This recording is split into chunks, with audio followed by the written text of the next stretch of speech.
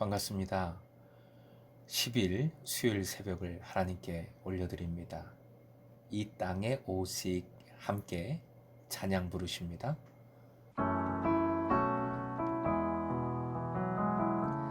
이 땅에 오직 주밖에 없네. 그 무엇도 나를 채울 수 없네.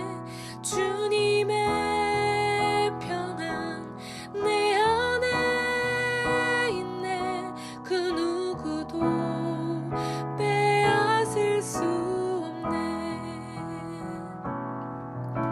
세상은 변해가고 소망은 힘을 잃어도 변함없이 붙드시는 그 구원의 손길. 폭풍이 몰려와도 두려움 물러가네. 우릴 위해 싸우시는 그 손을 의지해. 이 땅에 오직 주밖에 없네. 그 무엇도 나를 채울 수 없네. 주님의 평안 내 안에 있네. 그 누구도 빼앗을 수 없네. 오늘 말씀은 창세기 40장 9절에서 15절까지의 말씀입니다. 함께 읽겠습니다. 술 맡은 관원장이 그의 꿈을 요셉에게 말하여 이르되, 내가 꿈에 보니 내 앞에 포도나무가 있는데 그 나무에 세 가지가 있고 싹이 나서 꽃이 피고 포도송이가 익었고 내 손에 바로의 잔이 있기로 내가 포도를 따서 그 즙을 바로의 잔에 짜서 그 잔을 바로의 손에 들였노라. 요셉이 그에게 이르되, 그 해석이 이러하니 세 가지는 사흘이라. 지금부터 사흘 안에 바로가 당신의 머리를 들고 당신의 전직을 회복시키리니 당신이 그 전에 술 맡은 자가 되었을 때에 하던 것 같이 바로의 잔을 그의 손에 드리게 되리이다. 당신이 잘 되시거든 나를 생각하고 내게 은혜를 베풀어서 내 사정을 바로에게 아뢰어 이 집에서 나를 건져 주소서.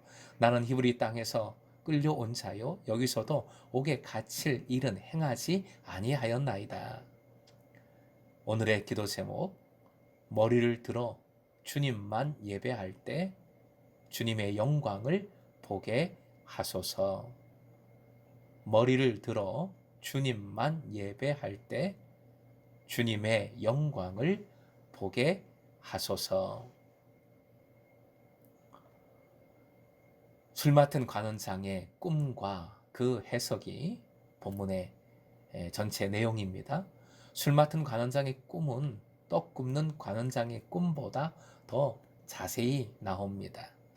요셉의 설명은 짧고도 명쾌하지요. 사흘 안에 술 맡은 관원장이 복직하게 될 것이라 말해줍니다. 13절에 당신의 머리를 들고 라는 표현이 나옵니다. 이것은 히브리어에서 인자하게 대접하다 라는 뜻이며 아카드어로는 어떤 사람을 왕 앞에 불러들이다 라는 뜻을 갖고 있는 단어, 표현입니다. 술 맡은 관원장의 복직을 시사하고 있는 것이죠.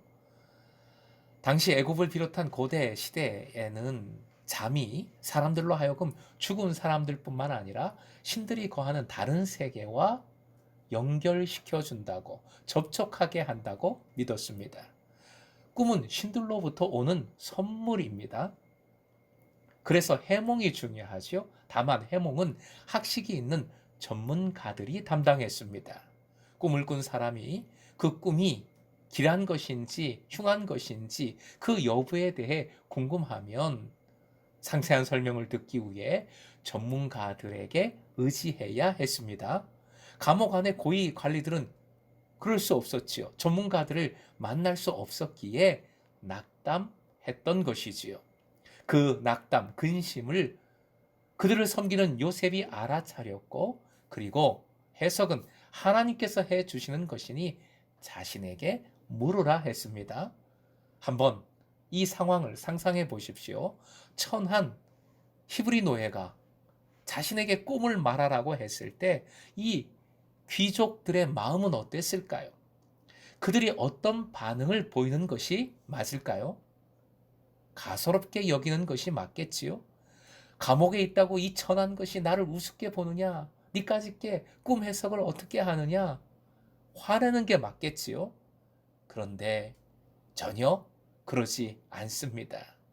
9절, 이 귀족은 주저없이 천한 노예에게 자신의 꿈을 마치 허둥지둥하듯 다 이야기합니다. 그리고 요셉은 반면에 침착한 모습으로 하지만 명쾌하게 꿈을 해석해 줍니다. 요셉 또한 상상치 못했을 겁니다. 즉, 자신이 섬기는 이 귀족 제수들이 자신들이 꾼 꿈에 대해 요셉에게 물어보리라고는 꿈에도 생각하지 못했을 것이라는 말씀입니다. 그런데 요셉은 준비된 전문가, 꿈 전문가입니다. 그에게 주셨던 꿈이 있지요. 그 꿈은 하나님의 계시, 하나님의 말씀이었습니다. 지금으로는 꿈이 바로 하나님의 말씀인 것이지요. 말씀을 붙들고 사는 사람에게 주님은 지혜를 주십니다. 당당함을 허락해 주십니다. 당당하니까 요셉은 자기의 결백도 밝히고 자신을 잘 됐을 때 건져달라고 부탁까지 합니다. 사랑하는 금성의 제자 여러분, 그리스도인은 그러기에 더욱 철저히 말씀을 알고 묵상해야 합니다. 끝까지 말씀을 붙들어야 합니다. 그래야 내가 살고 남을 살리는 것이지요.